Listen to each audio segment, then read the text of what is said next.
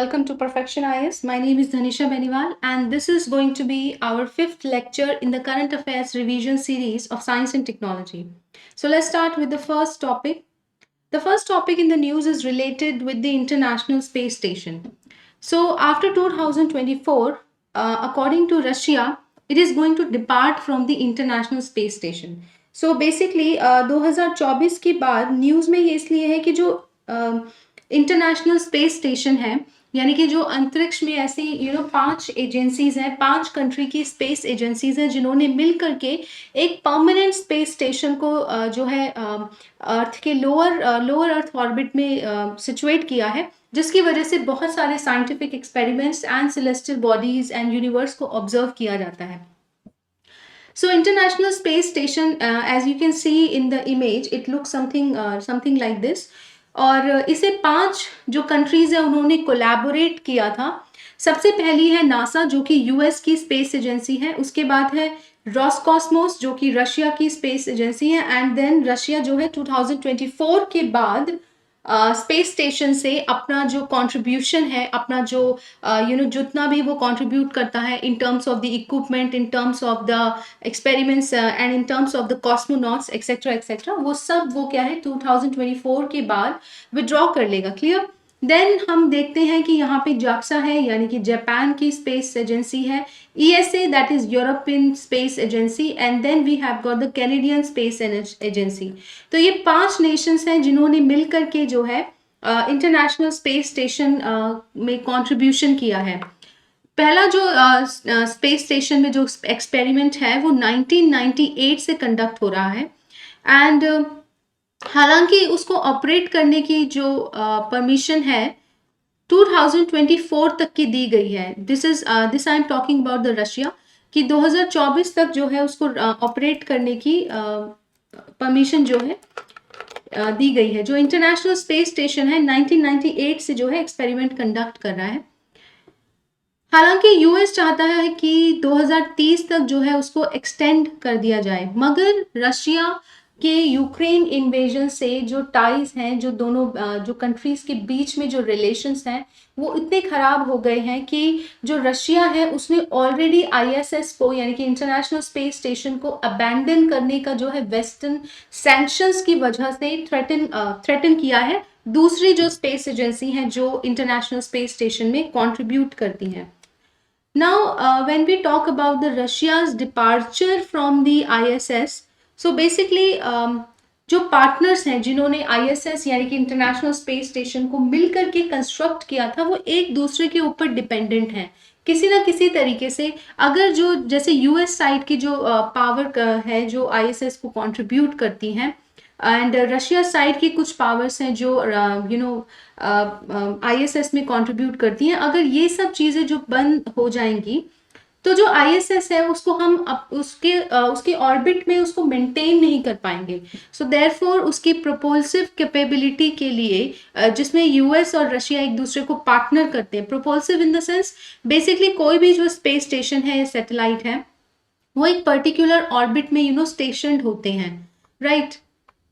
And जो ISS है वो भी ऑर्बिट में स्टेशन है और इसको प्रोपेल करने के लिए उसको प्रोपेल करने के लिए एनर्जी ऑब्वियसली लगेगी, इक्विपमेंट्स लगेंगे, and maintenance and overhaul MRO की जो फैसिलिटी है वो सभी जो है ये कंट्रीज मिलके प्रोवाइड करती हैं. रशिया के डिपार्चर से ISS के एक्सपेरिमेंट एंड ISS की जो फंक्शनिंग है उसमें काफ़ी इम्पैक्ट पड़ सकता है.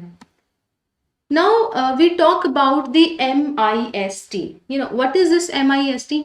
बेसिकली एक सबमरीन केबल है जो कि इंडियन ओशन के जो लिटोरल कंट्रीज हैं, यानी कि इंडियन ओशन के जो आसपास की कंट्रीज हैं, जैसे कि as you can look at this in the picture कि this is India and this is Myanmar, this is Thailand, this is Malaysia and Singapore. तो ये 5 नेशंस हैं जिन्होंने आपस में अपने टेलीकम्युनिकेशन और टेलीकॉम सर्विसेज को रोबस्ट बनाने के लिए एंड उसको इनएक्सपेंसिव करने के लिए, यानी कि उसको कम प्राइस पे कंज्यूमर को और एंड कंज्यूमर्स तक पहुंचाने के लिए एक affordable and energy efficient submarine cable को जो है प्लान किया है. सो बेसिकली अब ये जो सबमरीन केबल्स होती हैं ये समुद्र के अंदर से जाती हैं. Submarine cables are nothing but they are what, they are the optical fibres, right.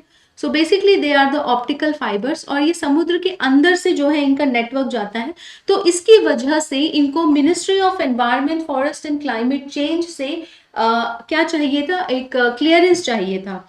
तो जो एक्सपर्ट अप्रेजल कमेटी है उसने अब फिलहाल जो MIST सबमरीन केबल है, यानी कि Myanmar, Malaysia, India, Singapore transit submarine cable, उसको CRZ यानी कि कोस्टल रेगुलेटरी जोन क्लियरेंस दे दिया है.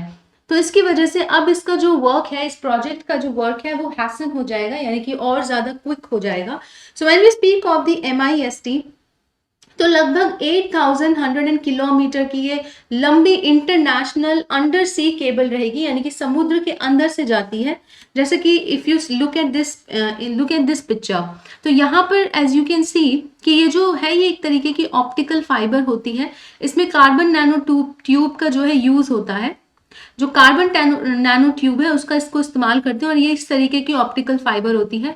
बेसिकली ये इंटरनल टोटल रिफ्लेक्शन जो होता है एक फिनोमिना, उसके ऊपर जो है वर्क करती है, और उसी की हेल्प से, उसी फिनोमिनन की हेल्प से जो कम्युनिकेशन जो सिग्नल्स होते हैं उनको ट्रांसमिट किए जाते हैं, right. So if we look at this MIST in detail, so जैसा कि मैंने आपको बताया कि 5 लिटोरल नेशन है जो टेलीकम्युनिकेशन सर्विसेज और टेलीकॉम को आपस में क्या करेंगे, कनेक्ट करेंगे, राइट. सो अगर हम इसकी मेजर ट्रंक की बात करें तो ये कनेक्ट करेंगे टुआस, जो कि सिंगापुर में है.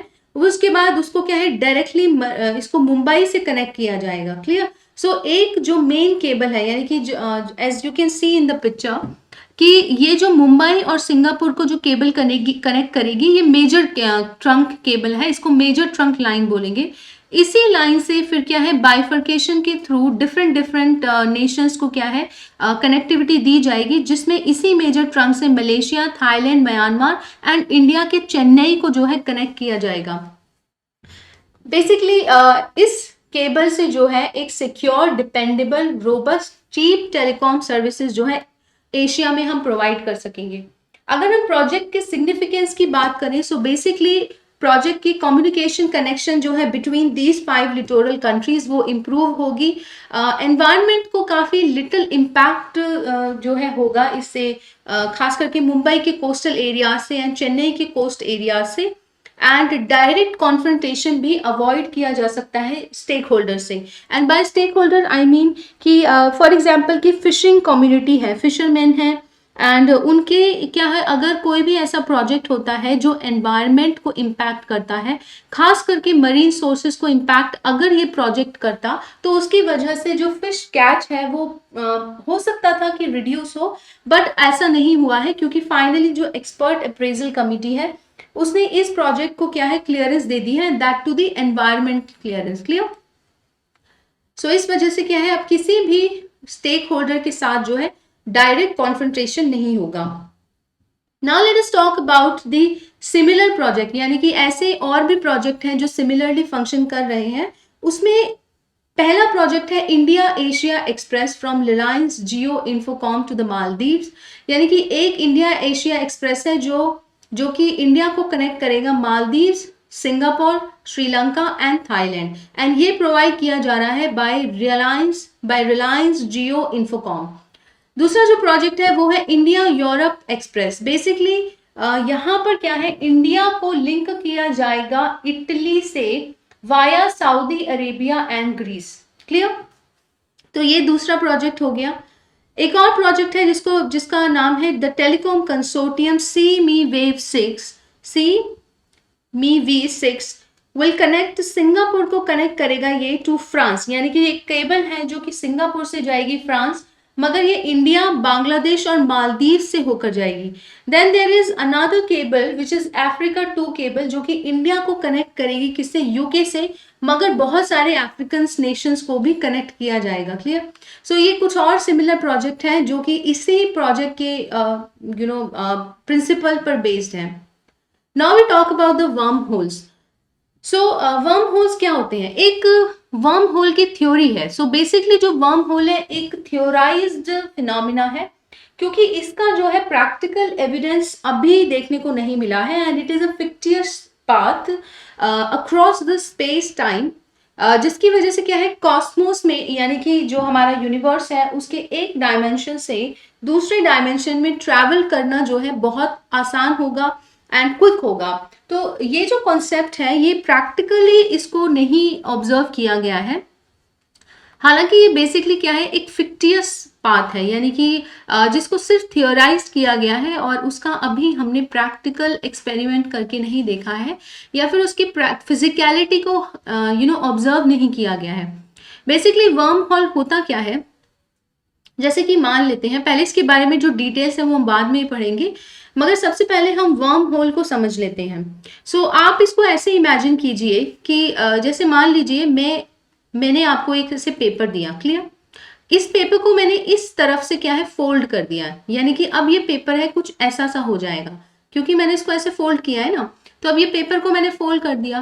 नाउ अब मैं यहाँ पे अगर इस पेपर में होल करती हूँ, फॉर एग्जाम्पल कि if I put a hole in this paper here, so जब इस पेपर को मैं ओपन करूंगी तो सिमिलरली ऐसा सा ही होल मुझे यहाँ पर दिखेगा, क्लियर। अब देखिए पेपर को फोल्ड किया है तो आप मान लीजिए ये डायमेंशन ए है और ये डायमेंशन बी है, मगर जैसे ही आप इस पेपर को फोल्ड करते हैं, जैसे कि आप इस पिक्चर में देखिए, सो बेसिकली अगर इस डायमेंशन से अगर मुझे यहां से यहां जाना हो तो मुझे ये लाइन में ट्रैवल करना पड़ेगा। Suppose if I have to travel from point A to point B, तो ये स्ट्रेट लाइन है। मगर अगर इस पेपर को मैं इस तरीके से फोल्ड करूं कि ये स्पेस और टाइम में वापस से एक दूसरे के ऐसे नजदीक आ जाए, जैसे आप इमेजिन कीजिए, मैं इसको इस तरीके से ड्रॉ कर रही हूं, तो एक ये पॉइंट है, एक ये पॉइंट है, तो इतना लंबा ट्रैवल करने की बजाय मुझे सिर्फ इतना ट्रैवल करना पड़ेगा, राइट। इसी को कहते हैं वर्म होल, यानी कि एक ऐसा डायमेंशन और एक ऐसा पाथ जो आपको यूनिवर्स के एक डायमेंशन से यूनिवर्स के दूसरे डायमेंशन में लेके जाएगा बहुत क्विकली। इसे 1916 में यानी कि 1916 में इसको प्रिडिक्ट किया गया था आइंस्टीन की जो थ्योरी ऑफ ग्रेविटी थी उसके थ्रू। उसके बाद में इसके होने की पॉसिबिलिटी को रिकॉग्नाइज किया गया था by Ludwig Flamm, clear. So basically Ludwig Flamm जो थे उन्होंने व्हाइट होल के बारे में बात करी थी, जो बेसिकली एक तरीके से जो ब्लैक होल का हाइपोथेटिकल टाइम रिवर्सल वेरिएंट है, राइट। सो दो लोग हैं जिन्होंने इसके होने की पॉसिबिलिटी को प्रिडिक्ट किया था। पहले हैंगे आइंस्टीन, उनकी जो थ्योरी ऑफ ग्रेविटी है उसके थ्रू। दूसरे हैं लुडविग फ्लैम, जिन्होंने 1916 में इसकी पॉसिबिलिटी को प्रिडिक्ट किया था। 1935 में अगर हम इसकी बात करें तो आइंस्टीन और एक साइंटिस्ट थे नेथन रोजन, उन्होंने बेसिकली एक स्पेस टाइम ब्रिज को प्रिडिक्ट किया था using the Einstein general relativity theory.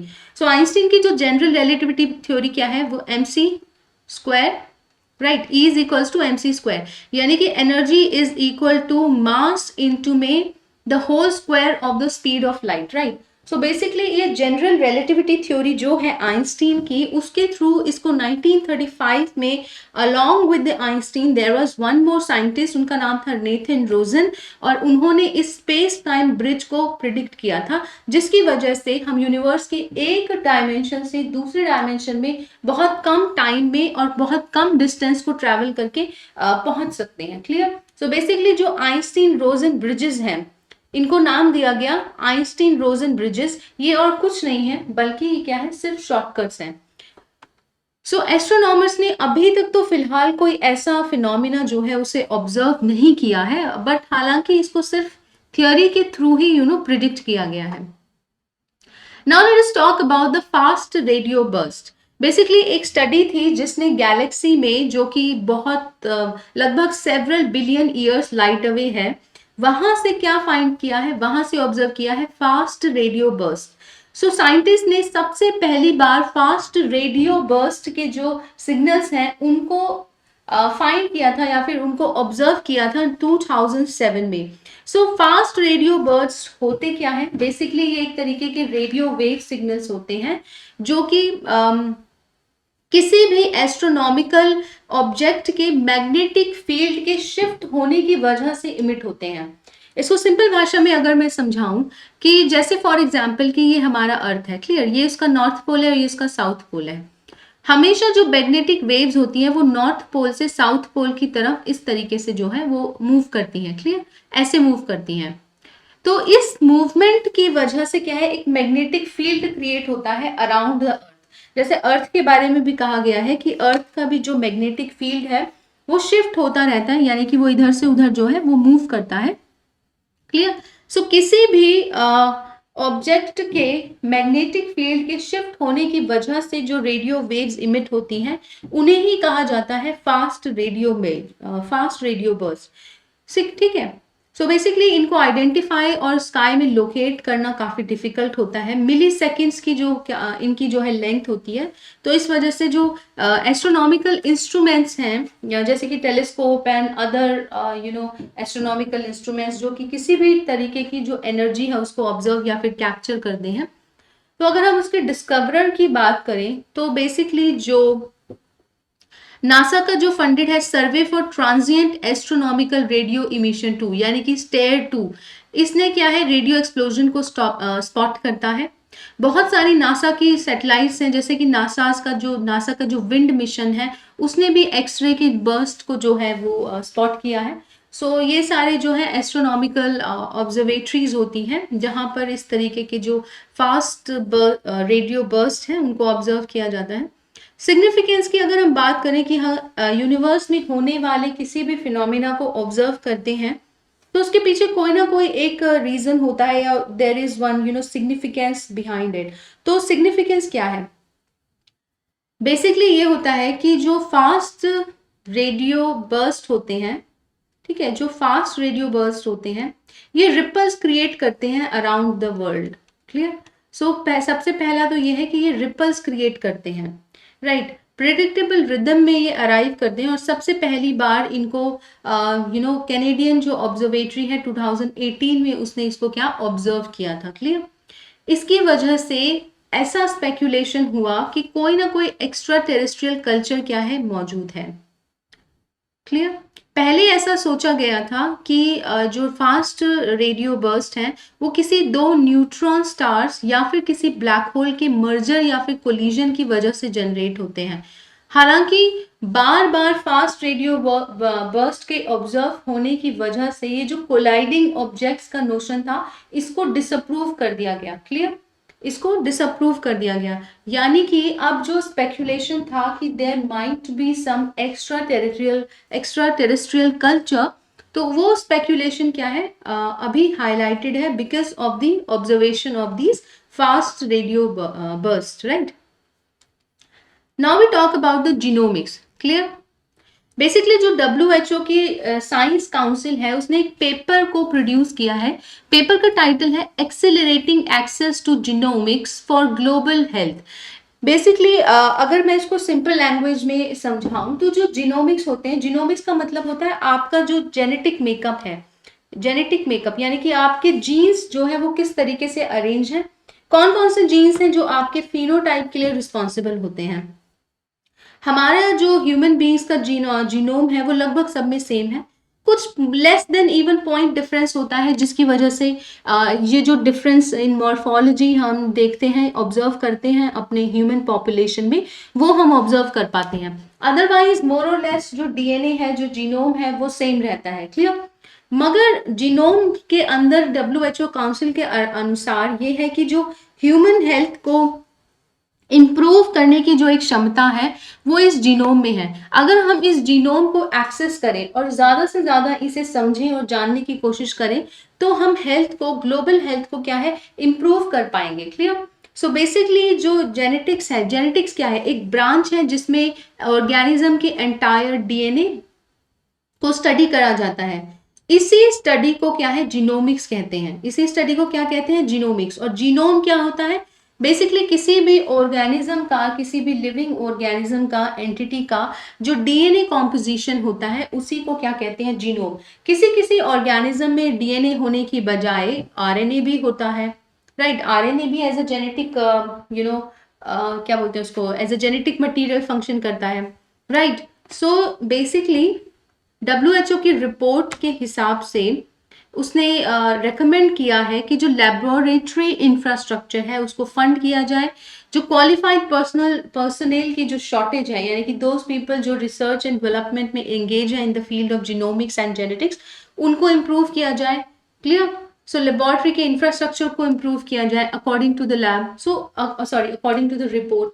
So basically they want to say कि जो हम जीनोम को हम अगर एक्सेस कर पाते हैं, अगर कोई भी नेशन जो अंडर डेवलप नेशंस है अपनी जीनोमिक टेक्नोलॉजीज को यूज करता है, जीनोम को बेहतर तरीके से समझ पाते हैं, तो हम ऐसी बहुत सारी डिजीज को टैकल कर पाएंगे जो खास करके जिनका ओरिजिन जो है जेनेटिक होता है, जो कम्युनिकेबल मतलब जो लाइफस्टाइल डिजीजेस होती हैं, जैसे मान लीजिए हार्ट डिजीजेस हैं, ये ऐसी बहुत सारी डिजीजेस होती हैं जो कहीं ना कहीं उनका जो ओरिजिन होता है वो जेनेटिक होता है, तो उनसे क्या है हम बेहतर तरीके से डील कर पाएंगे। इंडिया ने इस रिपोर्ट के अनुसार अगर देखें तो ऐसे कौन कौन से स्टेप अब तक लिए हैं जो कि इंडिया को इस फील्ड में जो है आगे की ओर लेके जाएंगे। सो सबसे पहला जो स्टेप लिया है इंडिया ने वो है जीनोम इंडिया। ठीक है, तो बेसिकली डिपार्टमेंट ऑफ बायोटेक्नोलॉजी का एक कैटलॉग है जिसमें इंडियन जेनेटिक वेरिएशंस क्या है कैटलॉग्ड है, यानी कि बेसिकली एक बुक है और इंडिया में जितने भी जेनेटिक वेरिएशंस मिलते हैं वो सब इसके अंदर फीड है। फिर इंडिजेन प्रोग्राम है जो कि CSIR रन करती है, इसमें इंडियन पॉपुलेशन के जीनोम को क्या है सीक्वेंस करना है। तीसरा एक इम्पॉर्टेंट प्रोग्राम है जो कि कोविड-19 के दौरान ही शुरू हुआ था, जिसका नाम है इंडियन SARS-CoV-2 जीनोम्स कंसोर्टियम, जिसको बोलते हैं इंसाकॉग। सो बेसिकली इसमें जितने भी जेनेटिक वेरिएंट्स थे SARS-CoV-2 के, उन सभी को क्या करना था, सीक्वेंस करना था, ताकि प्रिडिक्ट किया जा सके कि अगला वेरिएंट कैसा होगा, उसकी वायरुलेंस कैसी होगी और उसकी लिथैलिटी कितनी होगी, कितना पेनिट्रेशन रेट होगा, एक्सेट्रा एक्सेट्रा। तो यही सब सारी जो चीजें हैं वो पता चलती हैं जीनोम से। WHO की साइंस काउंसिल जिसने ये रिपोर्ट रिलीज करी थी, if we talk about that science council, तो इसके जो WHO के डायरेक्टर थे उन्होंने अप्रैल 2021 में इसको फाउंड किया था। वर्ल्ड के 9 देशों से रिनोड साइंटिस्ट और पब्लिक हेल्थ एक्सपर्ट इसको कॉन्स्टिट्यूट करते हैं। बेसिकली जो काउंसिल है वो डायरेक्टर को क्या है एडवाइस करती है on the high priority topics in the science and technology development, ताकि ग्लोबल हेल्थ को इम्प्रूव किया जा सके। क्लियर? और इसी दिशा में पहला जो इन्वेस्टिगेशन है वो है जीनोमिक्स। अब हम बात कर लेते हैं जेम्स वेब टेलीस्कोप की। Clear? So basically James Webb telescope का नासा का लार्जेस्ट और मोस्ट पावरफुल ऑर्बिटिंग ऑब्जर्वेटरी है, उसने अभी फिलहाल क्या कुछ फोटोग्राफ्स रिलीज की गई थी। क्लियर? तो पहले तो हम देख लेंगे कि फोटोग्राफ्स कौन सी थी, किससे रिलेटेड थी, फिर उसके बाद हम बात करेंगे जेम्स वेब टेलीस्कोप की। सो नासा ने एक D field shot of SMACS O723, basically ये जो नाम है ये एक बहुत दूर की गैलेक्सी के क्लस्टर का है, जिसने काफी प्रिसाइज व्यू दिया है किसका, अर्ली कॉस्मोस का। नाउ द पॉइंट इज कि अब की जो गैलेक्सी है वो अर्ली कॉस्मोस का प्रिसाइज व्यू मतलब कैसे देगी। देखो, जब लाइट ट्रैवल करती है उसको टाइम लगता है ट्रैवल करने में, तो हमारे पास जो इमेज कैप्चर होती है वो बहुत सालों से ट्रैवल करते हुए बहुत दूर से आ रही है, तो इस वजह से जो इमेज हम कैप्चर कर पाते हैं वो हम बहुत पुरानी इमेज कैप्चर करते हैं। अगर हम मिरर में भी अपने आप को देखते हैं तो हम क्या देखते हैं, हम कुछ सेकंड पुरानी इमेज देखते हैं, यानी कि हम बेसिकली अगर हम मिरर में भी देखते हैं तो इन अ वे, इन फिलोसफिकल वे, हम अपने पास्ट में ही देख रहे हैं। सो बेसिकली ये जो इमेजेस हम कैप्चर करते हैं ये रियल टाइम नहीं होती, ये पास्ट की इमेजेस होती हैं। अगर हम किसी ब्लैक होल के मर्जर को ऑब्जर्व कर रहे हैं तो यानी कि वो ब्लैक होल क्या है, पास्ट में मर्ज हुआ होगा, राइट। फ्रेश पिक्चर्स आई हैं स्टीफन क्विंटेंट की, बेसिकली एक डिफरेंट गैलेक्सी क्लस्टर है जिसको 1877 में फाइंड किया गया था, तो अभी उसकी क्या है फ्रेश पिक्चर्स, यानी कि अभी नई जो इमेजेस हैं वो ऑब्जर्व करी। तो ये कुछ फोटोग्राफ्स थी जो जेम्स वेब टेलीस्कोप ने रिलीज की थी। जेम्स वेब टेलीस्कोप के बारे में और अच्छे से हम जानते हैं। जेम्स वेब टेलीस्कोप ने हबल स्पेस टेलीस्कोप जो कि रिटायर हो गया था उसको रिप्लेस किया था। नासा का फ्लैगशिप एस्ट्रोफिजिक्स प्रोग्राम था हबल स्पेस टेलीस्कोप, अब उसको रिप्लेस किया है जेम्स वेब टेलीस्कोप ने। काफी पावरफुल स्पेस टेलीस्कोप है जेम्स वेब टेलीस्कोप, अब तक का सबसे मोस्ट पावरफुल टेलीस्कोप है। यूनिवर्स के remotest of the object and events को ये ऑब्जर्व कर सकता है। JST के मतलब जो जेम्स वेब टेलीस्कोप है JSWT, उसको टेलीस्कोप दैट एट एस्ट्रोनॉमी, कुछ लोग उसको टेलीस्कोप दैट एट एस्ट्रोनॉमी ऐसा भी कहा जाता है। एंड यूनिवर्स की जो डार्क एजेस हैं उसमें भी हमें एक लुक देखने को मिलेगा because of this powerful telescope. अब हमने ये जो टर्म यूज किया है डार्क एजेस, तो हम इस डार्क एजेस को डिफाइन कर लेते हैं कि डार्क एजेस क्या है। सो बेसिकली बिग बैंग के हिसाब से, जो कि लगभग 13.8 बिलियन ईयर्स अगो पहले हुआ था। ये क्या था बिग बैंग? एक तरीके का यूनिवर्स में कोलिजन हुआ जिसकी वजह से एक बहुत ही हॉट डेंस स्टेट का कोई एक ग्लोब सा बन गया। एंड स्लोली स्लोली उस ग्लोब वो जो ग्लोब है वो ठंडा होता है और फिर धीरे धीरे जो यूनिवर्स है वो एक्सपैंड करना शुरू करते हैं, यानी कि गैलेक्सीज बनती हैं, स्टार्स बनते हैं, प्लैनेट्स बनते हैं, एक्सेट्रा एक्सेट्रा। तो ये तो बिग बैंग की थ्योरी के हिसाब से है। क्लियर? राइट। तो बेसिकली जो यूनिवर्स है लगभग 100 ट्रिलियन माइल्स बिग, यानी कि कितना बड़ा है वो? 100 trillion miles big, and it is expanding. और उसका जो एवरेज टेम्परेचर था वो था 18 billion degree Fahrenheit big bang होने के ठीक 1 सेकंड बाद। तो बिग बैंग होने के ठीक एक सेकंड बाद जो है यूनिवर्स का जो टेम्परेचर था that was 18 billion degrees Fahrenheit, और उसकी जो एक्सपेंस था, यानी कि वो कितना बड़ा था, that was 100 trillion miles big. Right. Cosmos जो थे वो लगभग 10 मिलियन लाइट ईयर्स अक्रॉस थे, यानी कि अगर हम लाइट यहाँ से इमिट करें तो उसको 10 मिलियन साल लगेंगे उस छोर तक जाने के जहां तक कॉस्मोस का जो है एक्सपेंस था। फिर उसके बाद में जो है कुछ लगभग 40 लगभग 4 लाख ईयर्स आफ्टर जो है it started to cool down. तो इस दौरान जो है एक हाई एनर्जी पार्टिकल का काफी smooth radiating hydrogen helium field space create होता है। क्लियर? सो ये जो पूरी जो स्टोरी है related with the big bang and the creation of the universe. So जैसे जैसे जो ये जो सूप है, यानी कि ये जो सूप क्रिएट हुआ था ऑफ हाई एनर्जी पार्टिकल, वो फेड होता है इनटू द डार्कनेस। जैसे जैसे यूनिवर्स एक्सपेंड होता है, बड़ा होता है और ठंडा होता चला जाता है, ये जो सूप है ये डार्कनेस में फेड होता है। इसी को बोलते हैं डार्क एजेस। एस्ट्रोनॉमर्स इसी जो फिनोमिना को बोलते हैं dark ages. This marks the beginning of dark ages. Clear? Now let us talk about Marburg virus disease. Now what is this Marburg virus disease? एक स्टडी के हिसाब से जो आइबेरियन पेनिनसुला है, what is this Iberian peninsula? देखो जो Spain का location जहां पर है ना, स्पेन और पोर्चुगल जहां पर है कंट्रीज दो, उसी को आइबेरियन पेनिनसुला जो है उसको कहा जाता है। एबनॉर्मली ड्राई वेदर और एक्सट्रीमली ह्यूज एजोर्स की वजह से एक सब ट्रॉपिकल डिजीज है मार्बर्ग वायरस, वो काफी क्या है बढ़ने लगी है। क्लियर? सो एक सीरियस डिजीज है जिसका नाम है मार्बर्ग वायरस डिजीज। ये MARV वायरस से होती है, यानी कि मार्बर्ग वायरस। सो MARV वायरस होता है जिसकी वजह से कॉज होती है। It belongs to same family, ये उसी फैमिली यानी कि उसी कैटेगरी की डिजीज है जिससे इबोला वायरस होता है, और किसको जो कि फिलोविरिडे फैमिली से बिलोंग करते हैं। यानी कि ये जो वायरसेस हैं, इन वायरसेस की फैमिली कौन सी है? फिलोविरिडे। ये एग्जैक्टली इतना ज़्यादा इंपॉर्टेंट नहीं है और यूपीएससी पूछेगी भी नहीं। अगर हिस्टोरिकल सिग्निफिकेंस की हम बात करें तो इसका जो पहला आउटब्रेक था, 2 आउटब्रेक थे जिनको आइडेंटिफाई किया गया। सबसे पहला था 1961 मार्बर्ग में, फिर उसके बाद फ्रैंकफर्ट जो कि जर्मनी में है, फिर उसके बाद बेलग्रेड। क्लियर? तो ये 3 जगह है जहां पर इसको पहली बार जो है इसका आउटब्रेक ऑब्जर्व किया गया।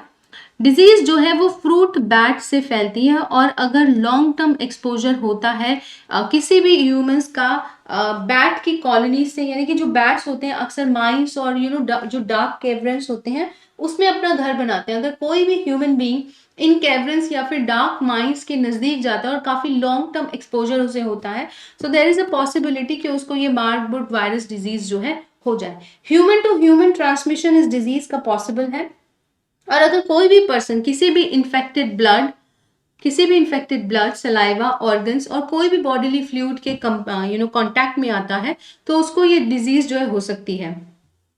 इंक्यूबेशन पीरियड की अगर हम बात करें तो 2 से 3 हफ्तों का इंक्यूबेशन पीरियड होता है। सिम्टम्स की बात करें तो हाई फीवर, सर में दर्द होता है, लेथार्जी है एंड मसल एक एंड पेन है। मार्बर्ग जो है लोगों को किल कर सकता है, यानी कि बेसिकली इसका ये लीथल है और इसका फेटलिटी रेट है 24% टू 88%। क्लियर। कोई भी वैक्सीनेशन या फिर एंटीवायरल ट्रीटमेंट जो है इस डिजीज पे काम नहीं करता है। रिहाइड्रेशन दिया जाता है और इंट्रावेनस फ्लूइड जो है सिम्टोमैटिक ट्रीटमेंट यहाँ पर क्या है अवेलेबल है। एज सच कोई वैक्सीनेशन और एंटीवायरल ट्रीटमेंट नहीं है, मगर क्या दिया जाता है सिम्टोमैटिक ट्रीटमेंट। इसका मतलब होता है बेसिकली सिम्टम्स जो है उनको क्योर किया जाता है। Clear. Now let us talk about multiple sclerosis. Now see, multiple sclerosis क्या है? जो Indian multiple sclerosis and allied demyelinating disorders registry है, the research network of Indian council of medical research, right. So basically जो ICMR का जो एक registry है disorders की एंड रिसर्च नेटवर्क की, उसमें multiple sclerosis and allied demyelinating disorders को इस लिस्ट में क्या है इंक्लूड किया गया है। तो इसी की वजह से हमें समझने की जरूरत है कि ये मल्टीपल स्क्लेरोसिस क्या होता है। बेसिकली जो मल्टीपल स्क्लेरोसिस होता है वो किसी भी पर्सन के नर्वस सिस्टम, खास करके ब्रेन और स्पाइनल कॉर्ड यानी कि सेंट्रल नर्वस सिस्टम को अफेक्ट करता है। इस बेसिकली जो मल्टीपल स्क्लेरोसिस है वो एक तरीके का इम्यून सिस्टम का असॉल्ट होता है नर्व फाइबर्स पे और माइलिन कवरिंग पे, खास करके ब्रेन और स्पाइनल कॉर्ड की। ना इम्यून सिस्टम का असॉल्ट से मतलब है जो इम्यूनिटी से रिलेटेड सेल्स होते हैं, जैसे कि T cells, specially the T cells, क्योंकि बी सेल्स का काम ज्यादातर एंटीबॉडीज बनाने का होता है। तो जो टी सेल्स होते हैं वो नर्व फाइबर्स को बेसिकली, खास करके उन नर्व फाइबर्स को जो माइलिनेटेड होते हैं। माइलिनेटेड का क्या मतलब है? जैसे मान लीजिए ये नर्व फाइबर है, इसके ऊपर एक फैट की यानी कि लिपिड एसिड की जो लिपिड होते हैं उनकी एक लेयर होती है। तो बेसिकली एक इंसुलेशन की तरह काम करती है। अगर आप कोई भी, जैसे आप इसको अगर ऐसे इमेजिन कर सकते हैं कि कोई भी वायर है, इलेक्ट्रिकल वायर, उसके अंदर कॉपर की वायर होती है जो एक्चुअल इलेक्ट्रिक ट्रांसमिशन के लिए रिस्पॉन्सिबल है, मगर किसी को करंट ना लगे उसकी वजह से उसके ऊपर एक PVC की कोटिंग दी जाती है, इंसुलेशन दी जाती है। उसी तरीके से ये जो माइलिन होता है ये एक फैटी एसिड होता है जो नर्व फाइबर्स के ऊपर कोटिंग कर देता है। क्लियर। तो जिसकी वजह से क्या, इंसुलेशन एज इन जो इलेक्ट्रिकल इंपल्स है जो ट्रांसमिट हो रही है from one point two the other point, वो क्या है, लॉस्ट नहीं होती। क्लियर। मल्टीपल स्क्लेरोसिस की वजह से काफी सारी चीजें जो है फेस कर सकता है वो पर्सन जिसे ये डिजीज है। पहला, विजन लॉस, क्योंकि नर्व फाइबर्स अटैक होते हैं। नर्व फाइबर्स अटैक होने की वजह से एक डिस्कम्फर्ट होता है, फटीग यानी कि थकान रहती है, एंड कोऑर्डिनेशन इश्यूज आएंगे, क्योंकि अगर नर्व फाइबर्स क्या है, ज्यादातर नर्व फाइबर्स रिलेटेड होते हैं, इंटरलिंक्ड होते हैं आपके मसल्स से। इसीलिए हम कभी भी जो स्केलेटल सिस्टम है और जो नर्वस सिस्टम है उनको बहुत ज्यादा सेपरेट करके स्टडी नहीं करते। हम अक्सर जो है न्यूरोमस्कुलर सिस्टम पढ़ते हैं, तो न्यूरोमस्कुलर कोऑर्डिनेशन में प्रॉब्लम आती है। एंड पर्सन टू पर्सन जो सिम्टम्स है वो वेरी करते हैं डिपेंडिंग अपॉन कि कितने लंबे समय से किसी पर्सन को मल्टीपल स्क्लेरोसिस है और कितने समय से जो पर्सन है और मतलब कितनी सीवियरिटी का उसको मल्टीपल स्क्लेरोसिस है। क्लियर। सो ज्यादातर जो वल्नरेबल ग्रुप होते हैं वो 20 से 40 साल की उम्र के लोग होते हैं, मगर ये डिजीज किसी को भी हो सकती है। तो चिल्ड्रन और एडोलेसेंट्स दोनों ही अफेक्ट हो सकते हैं। ज्यादातर विमेन इस डिजीज से क्या है, अफेक्ट होती है। फिलहाल मल्टीपल स्क्लेरोसिस का कोई ऐसा ट्रीटमेंट नहीं है, मगर डिजीज जैसे जैसे प्रोग्रेस करती है तो सिम्टम्स को मैनेज जो है किया जा सकता है। सो बेसिकली मल्टीपल स्क्लेरोसिस का जो सिम्टोमैटिक ट्रीटमेंट होता है। Now let us talk about the MS national registry, जिसमें इसको इंक्लूड किया गया है। सो जो Indian MS and demyelinating disorders registry and research network है, ये बेसिकली ICMR का प्रोजेक्ट है। एंड AIIMS न्यू दिल्ली जो था वो नेशनल कोऑर्डिनेटिंग सेंटर बनाया गया था for this registry in October 2021। India का पहला नेशनल डेटाबेस है, रिसर्च नेटवर्क है for multiple sclerosis and demyelinating diseases. Clear. So basically क्या है, एक रजिस्ट्री है जिसमें डेटा कलेक्शन है, storage, retrieval, analysis, management and outcomes है related with the multiple sclerosis. Now let us talk about the Aryabhatta 1. Basically एक analogue chipset है जिसका नाम रखा गया है आर्यभट्टा 1, जिसको रिसेंटली साइंटिस्ट है ऑफ IISc यानी कि इंडियन इंस्टीट्यूट ऑफ साइंस, उन्होंने क्रिएट किया है. एक analogue reconfigurable technology and bioscalable hardware है for AI task is called Aryabhatta 1. ठीक है, ये इसका पूरा नाम है आर्यभट्टा 1. इसका analogue reconfigurable technology and bias scalable hardware for AI task. ठीक है, and it is dubbed as Aryabhatta. Basically एक क्या है, चिपसेट है. चिपसेट किस लिए है? मशीन लर्निंग और आर्टिफिशियल इंटेलिजेंस के लिए, जो कि काफी क्विकली एंड इफेक्टिवली ऑपरेट करेगी. ये जो चिप बेस्ड चिप है, ये जो चिपसेट है, जैसा कि you can see in the picture, ये AI बेस्ड एप्लीकेशन जैसे कि एलेक्सा एंड सिरी है, उसको हेल्प करेगी speech recognitions and object recognitions में. तो काफ़ी ये जो चिपसेट बनाया गया है वो AI बेस्ड एप्लीकेशंस के लिए ही बनाया गया है, and it has got a huge potential कि वो किसी भी इंफॉर्मेशन को जो है काफ़ी क्विकली और फास्ट पेस पे जो है वो प्रोसेस कर सकती है. Clear? So this was it for today's lecture. We'll see you in the next lecture. I hope you like it. Thank you so much for watching Perfection Eyes. Have a nice day.